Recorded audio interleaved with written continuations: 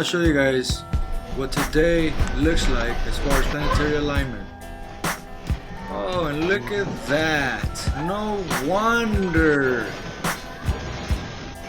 Look at that lineup. No wonder, I knew it. Look at that. Look at this line up. Okay? And then that one, this is why we got this insane Tsunami warning has been issued for earthquake, and they keep happening today. evacuate to high ground immediately.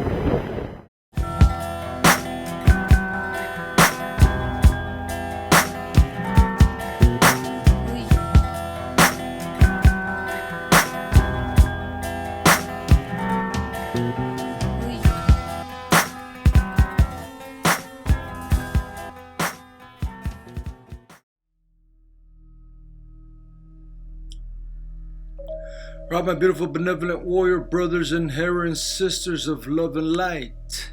Today is July the 22nd. The year is 2020. Alright, it is 1:42 a.m. Pacific Standard Time. That's where I'm locally located at right now. No wonder, I knew it. Look at that. Look at this line up. Okay? And then that one, this is why we got this insane earthquake, and they keep happening today. Look at this. Look at this. Look at all these. You ready? That's not it, but look at this. And these are downgraded. 7.8. They always downgrade at least half a magnitude. So this is easily a 8.3 and 8.4 at least, both of these. And look, they're different depths. This is at 28 kilometers deep. This one was at 13 kilometers deep.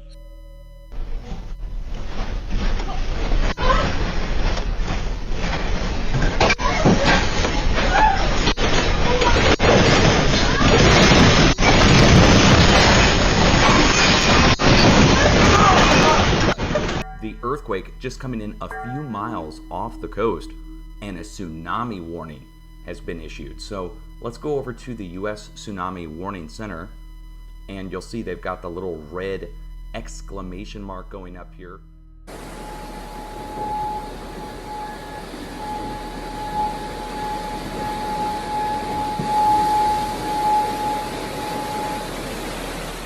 So they've got a actual tsunami warning, which is different than a watch or a threat. The watch is, of course, just keep an eye out for it. A threat is there's a potential of it. And in this case, look at our buoys that are in event mode. And at the center of this, we zoom in on the nearest buoy to the earthquake. We'll click on it, and it gives us the event mode in red. And to put this red in perspective, let's click on another station somewhat further away. See the little blip that's on here? You might not even see it. It might be on a phone or a tablet. We're talking about like a wave height difference of maybe a couple inches on these other stations, just to put it in perspective. So A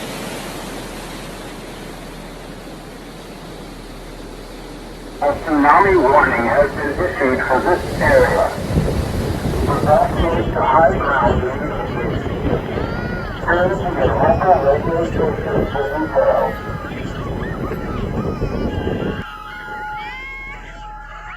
Until further notice, refer to the internet site tsunami.gov for more information. If you are in a low-lying zone, evacuate immediately to higher ground. In Homer, the potential inundation height is 50 feet. If you are below 50 feet in elevation, you are in the danger zone and should evacuate immediately to higher ground. Homer High School is a designated shelter. If you do not have to be on the road, keep evacuation routes clear. Stay tuned to KVBI AMA 94 updates. Once again, the National Weather Service has issued a tsunami warning in effect for coastal areas of Alaska from the Kennedy entrance to Samolga Pass. This includes Kachemak Bay. Stay tuned to KVBI for further updates. we go back over to the buoy that's in event mode nearest to the earthquake, and it's registering something like 9 feet. 9 feet. So let's click on it. Click on event details. And here's our meters. So we go 4485, or actually it's nearer to 4484, but somewhere in between 85 and 84, all the way up to 88, 3 meters or more. So just do the math, 3 meters, 9 feet. This is out about 50 miles offshore in about 600 feet of water. So if it's 9 feet out in 600 feet of water, then there likely is wave activity that's coming in nearby where the earthquake is. A tsunami warning has been issued for this area. Evacuate to high ground immediately. Turn to your local radio station for details. Until further notice, refer to the internet site tsunami.gov for more information. If you are in a low-lying zone, evacuate immediately to higher ground. In Homer, the potential inundation height is 50 feet. If you are below 50 feet in elevation, you are in the danger zone and should evacuate immediately to higher ground. Homer High School is a designated shelter. If you do not have to be on the road, keep evacuation routes clear. Stay tuned to KVVI AMA 94 updates. Once again, the National Weather Service has issued a tsunami warning in effect for coastal areas of Alaska from the Kennedy entrance to Smolga Pass. This includes Kachemak Bay. Stay tuned to KVVI for further updates.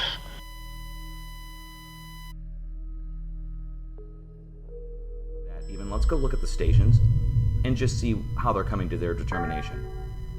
So they're not showing us actually how they're coming to their determination, but we can go look at the body magnitude. They're not showing us local magnitudes, that's okay. We'll go down the list, and what we do is we throw out the high end and we throw out the low end. Now this way of measuring a body magnitude is different than measuring, let's say, local stations. Just so you know, there's a different way of measuring, but even on this list, and I would call this the low ball list. Even on the low ball list, we're going up to the upper 7 range. We throw out the upper 7s and we throw out the 6s. So what does that leave us with? It leaves us, first of all, with an extremely large earthquake.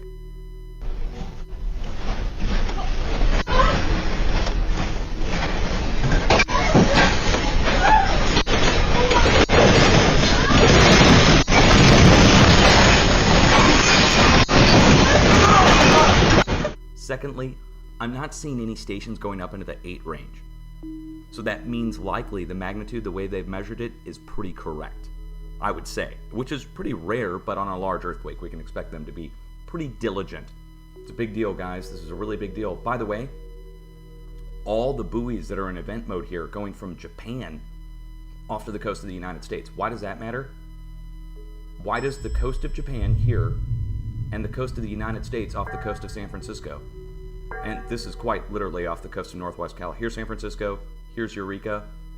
I have a friend who lives, well, I have several friends there, but there was one in particular that I was a little concerned about, that I was going to send her in fact, let's see.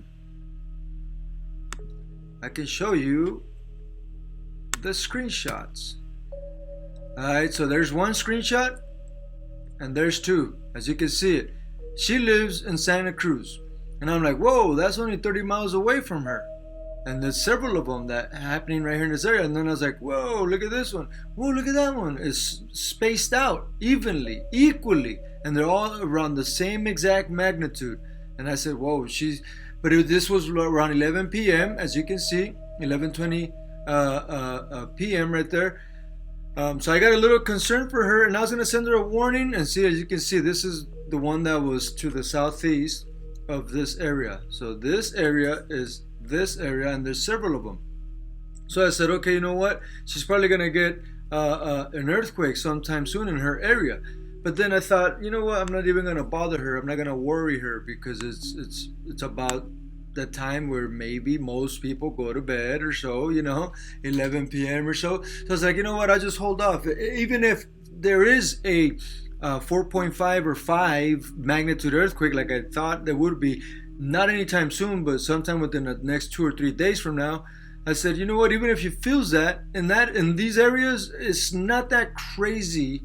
Meaning, yes, it would shake, but not much destruction would happen. So I was like, you know what? I'll just let it be. Why does that matter? Let me show you something. See our yellow arrow here? Look where it goes to. Coast of Japan, over to San Francisco. So the buoys are in event mode from here, up, around, over, and down. The entire North Pacific moving, or at least shock waving, from the big earthquake itself, like directly from the earthquake. In case you haven't checked, guys, check the earthquakes. It's getting pretty crazy on the West Coast. Pretty odd loop around, literally the West Coast, right at the edge. One of them is right off the West Coast, but there's two a little bit south of San Francisco, and then one in Oregon, right on the coast. Both of those the last ones that I just mentioned, are like right on the coast, like 10 miles away from the coast. And it's like in a weird looping way all around in that Juan de Fuca zone, right off the coast of Oregon and California border. So something's going to happen, pretty drastic. I'm expecting at least a 5. Maybe a little bit a tiny bit northwest of me, and I most likely will feel it. But who knows? And maybe even San Francisco will feel one within a day. But in this case, there's aftershocks taking place, so the energy is not transferring out yet. Where would it transfer out to? Well, here we are on the plate boundary. It's a thick red line marked on the USGS map. You see it goes down to here, which is the Juan de Fuca fracture zone. Also goes all the way back over here to Japan. Now remember, buoys in event mode from here in Japan, up, around, over, and down. That means the plate boundary is in motion from the big earthquake. No duh, I mean this is just something we would expect after an extremely large earthquake on a plate boundary on the Pacific. But there is a flow and direction that we normally expect from this large earthquake, or any earthquake that occurs or energy transfers across the area. Look which way the arrows point. Overall, the arrows point into Laurentia, the North American continent, down to the coast of the United States and Vancouver, and interior to the edge of the North American craton. And hopefully you can see that craton diagram really quick. Just pay attention to the craton diagram, because you're going to see it light up over the next several days, going all the way over to the East Coast in Quebec, New Hampshire, Maine, New York, going back across the Midwest, New Madrid Seismic Zone, Texas, Oklahoma, Colorado, New Mexico, going back up to Montana, Wyoming, and of course the West Coast of the United States. We all know about the plate boundaries on the West Coast of the United States. So then, an hour later, that's when this happened. And then this one, then this one, then this one, right? So then I did have to send her the warning. Or maybe you don't. Let me quickly show it to you here. Here's the famous San Andreas Fault. Here's Hayward Fault in San Francisco. And name changes, but the same fault exists. It's the plate boundary. Goes right down to Southern California. And we have a warning that expired last night at midnight for 7-point-something activity to be coming in here at a place called Bishop, California, south of Mono Lake, north of Ridgecrest.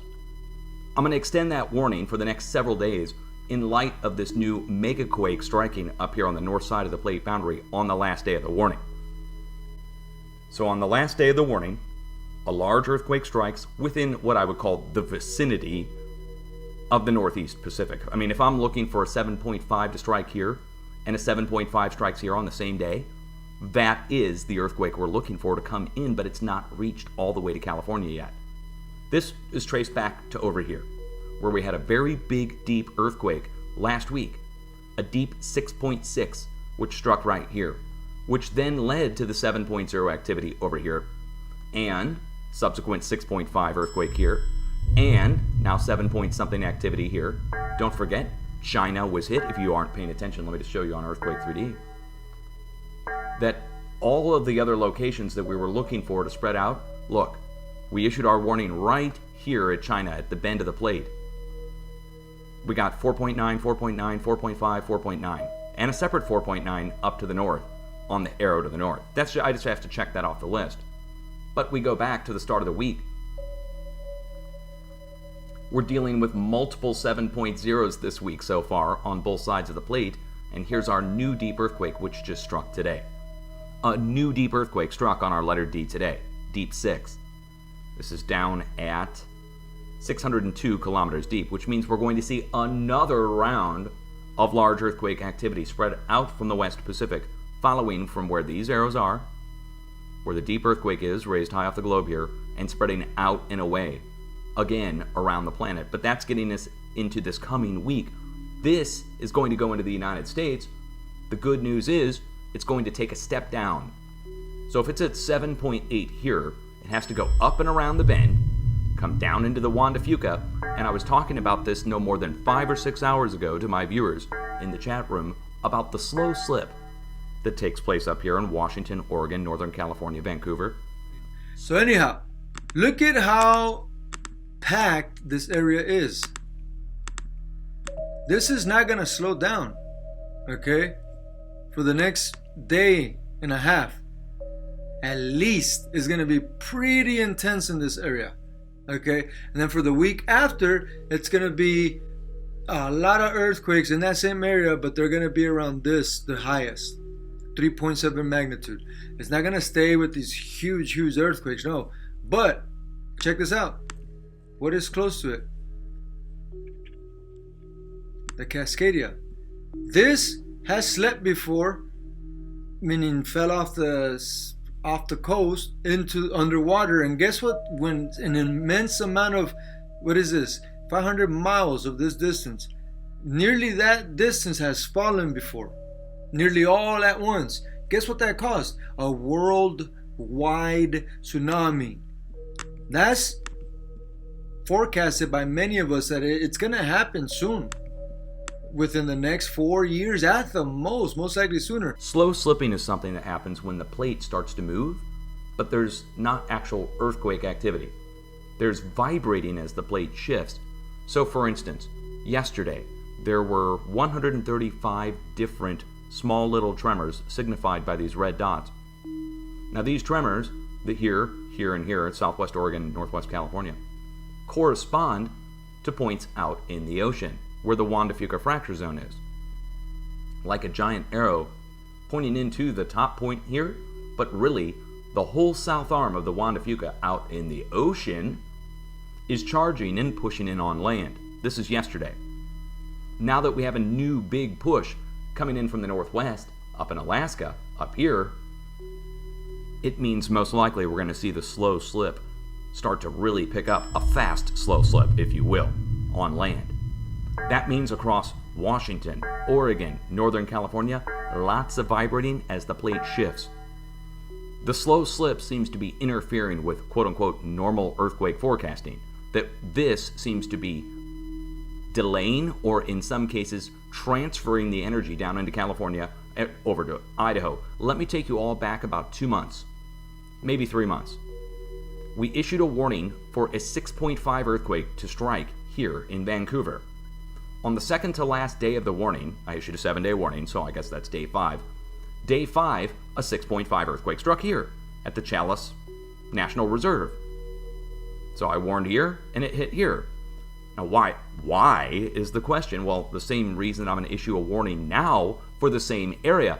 The why goes back to the slow slip. There was a slow slip that picked up and it started to vibrate here first, which I think then transferred the energy over to the Yellowstone magma chamber, which is actually below Idaho. Even though Yellowstone National Park is here at the surface, the magma chamber is 11 Grand Canyons in size and goes below all of Idaho. And that was just one example of energy coming in from the northwest, where I'm looking for a large earthquake to strike here, and instead it strikes on the interior portion of the plate, which is Idaho. Look at the craton diagram. Craton diagram tells us everything. Idaho, right along the outside edge of the deformed craton, where it goes into the interior portion of the craton. Craton is just a geologist's word for the interior portion of a plate, the more stable portion. So you've got the craton, then you've got the exterior craton, then you've got the coastal plain. So this earthquake up in Alaska is on the coastal plain. Let's go back to the USGS map again. Coastal plain accretionary belt, but really you could just say it's going to go into the North American plate over the next few days. It's going to take a step down from 7.8, most likely by a magnitude.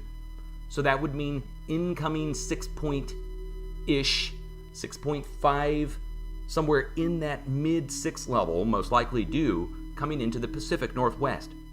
Now, the last several times, like I said, major vibrating along the coast, then an earthquake striking interior to the plate, usually here at the Yellowstone magma chamber level at Challis, Idaho, several kilometers down below in the crust. And then secondarily, we have our warning going right here in the Owens Valley. Let me take you over to Google Earth and go down here and show you our warned area. The warned area for this week was right here, California-Nevada border, and the town of Bishop, West Bishop and Bishop. And the earthquake has not struck there yet. Instead, it struck up here, the exact magnitude almost what we're looking for. But I don't think we're done yet. I think that Alaska is letting us know energy's coming in. Now, the good news would be that it's less than we were expecting to come in, at least into the United States, and that would put us into the 6 range. It would slightly shift the area from Central California at Bishop up here to Idaho, northwest. So I have to issue the warning now for the Pacific Northwest and cancel the warning for Bishop for the time being. But I don't think we're done. I think that that's just step 1 of this. We're going to see an earthquake coming on land here in the Pacific Northwest this week. Then we will see Bishop move. And it could be the exact size earthquake that I was looking for. So it appears that we're running approximately 4 to 5 days behind what we were expecting. This is just like last week when we were expecting the 7.0 activity. Again, for new viewers, I have to take you back to last week, a week and a half, 2 weeks ago almost.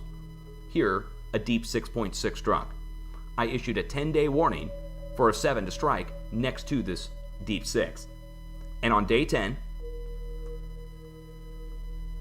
this 7.0 earthquake here hit. And that was just a couple days ago. And also, this has happened before in the past, and it's going to happen again.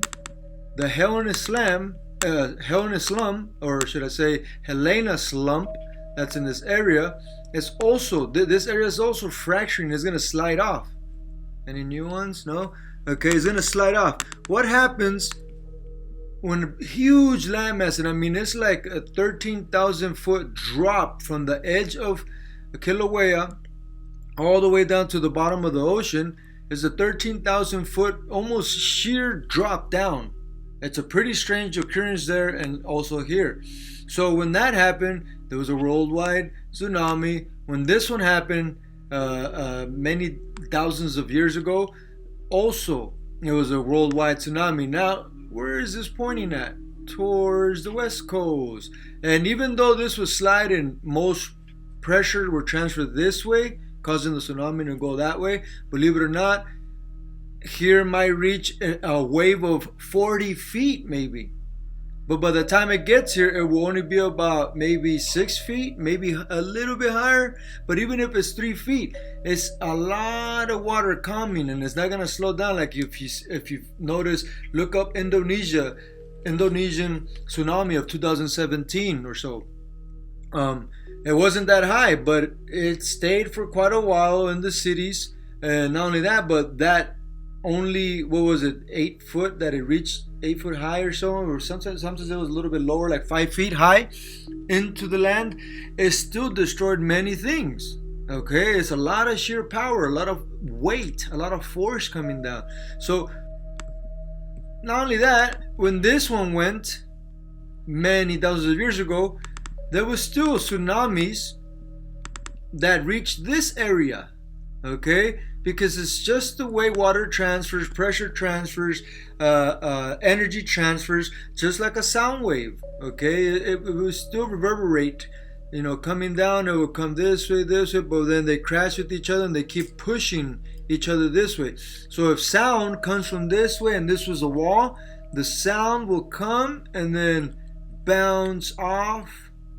Okay, the sound will come, boom, hit and almost revert right back. When it comes here, boom, it comes back down. Okay, when it goes here and it reaches this area, boom, this goes upward. Okay, so what I'm trying to get at is, especially also if you have people in Alaska, if you know people there, please warn them.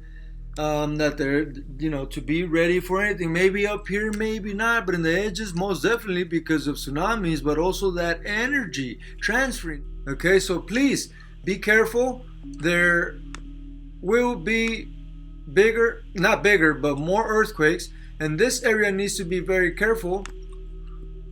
For the next day and a half, is going to be a lot of earthquakes like about this size. The average would be about 4.1, 4.3 or so. And then it'll start dwindling down to smaller ones to about 2 point something or so. But they're going to be susceptible, so remember that. And please send out the warnings so that no one is shocked and everyone can rock and roll with the rolling that is rocking, and they won't be shocked, and they will be on top of their game with their family and all, and they'll be able to get a higher ground if they have to, depending if you live close to the coast, especially if you live by a closer, lower level, meaning closer to sea level. Sometimes you might live by the coast, but you're on a cliff, maybe a 60, 70 foot cliff. So just please be prepared. Don't be shocked. Let's get this going as far as being aware, sharing the information so that everyone cannot, in a sense, panic so much. Okay, because we have no control over this. Well, whatever's going to happen will happen without anything that we can do. We can pray all we want. It's not going to stop it in the sense that we don't know when it's going to happen. So we can't be praying all day long, please, please, please, whatever, to please not to happen. Because no matter what, you can pray all that, and it will help. I'll tell you that much. It will help to lower the pressure. But still, it's better to be safe than sorry. And as you're preparing, multitask your meditations and prayers, so that hopefully your family are safe at least. And your neighborhood, your surroundings, especially if you live off the coast and stuff like that. So, and I want to show you guys an update that is actually not good for Californians, especially living in Southern California. Basically all of West Coast. Okay, all the way from Canada, right? Southwest Canada, right there close to the Washington border, all the way down to Baja California, Mexico, okay? We're going to see if anything else develops and I'll report back, but I'm telling you, the West Coast needs to be on high alert for a big earthquake, bigger than this one. It's going to be like 5.5 to 6.1 or so. If you know anybody in California, I know it's kind of odd, but please just, what other excuse do you have? We're in lockdown for most people. Most people really don't have jobs right now, so just call your loved ones and say, hey, just wanted to check up on you, see how things are going with you, and just say, are you ready, prepared for an earthquake in case an earthquake happens? Do you have a contingency plan for your children and this and that and blah blah blah, and just speak to them, okay, and get them aware that we should be on high alert right now for various obvious reasons, and here is one. Okay, I'm telling you, there's gonna be a pretty decent earthquake in the next 3 days in the West Coast. One love, one light, one life, for together our light will shine much brighter. My name is Jesus Nedzaya Medina, the creator of the 1, 2, 3, 4 Flush, also Soul Reviver, School of Light, rehabilitating every vessel internally via emotions and resonance. Soul Reviver, bringing you a transformation from the inside out. Don't forget, you're only limited to your creativity. Pain is temporary, pride is eternal, fulfillment lasts forever. The fight will be worth it. Please, please, please, please keep your vibrations high today and tomorrow with your family and everyone else. Love you. Peace. May be with you at all times. And I want to take this moment to present to you a true benevolent warrior brother of love and light, my good friend Michael Lazaro of the Evolutionary Energy Arts YouTube channel.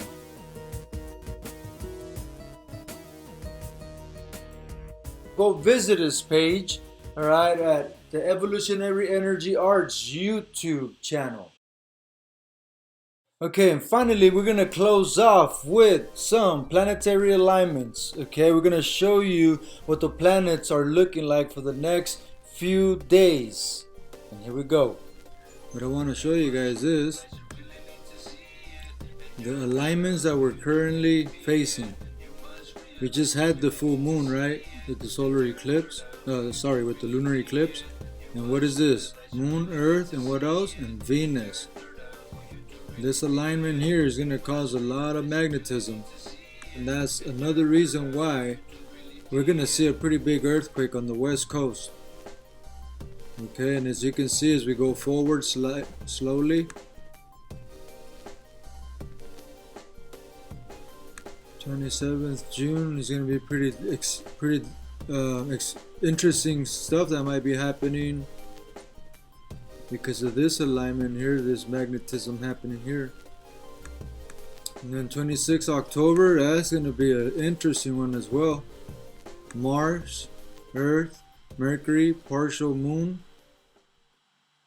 When also, whoa, then we got Venus, Sun, Jupiter, and Saturn lined up as well. 26 October is going to be a pretty, around the 27th there should be some pretty crazy seismic activity. Even starting on the 25th, it shouldn't be high as far as magnitudes, but frequency will be high. But around the 27th, that's when the magnitudes are going to be really high. So remember that we got some coming up this past few days, and just be ready so you don't get shocked. Okay, so you're prepared and you don't panic. Peace.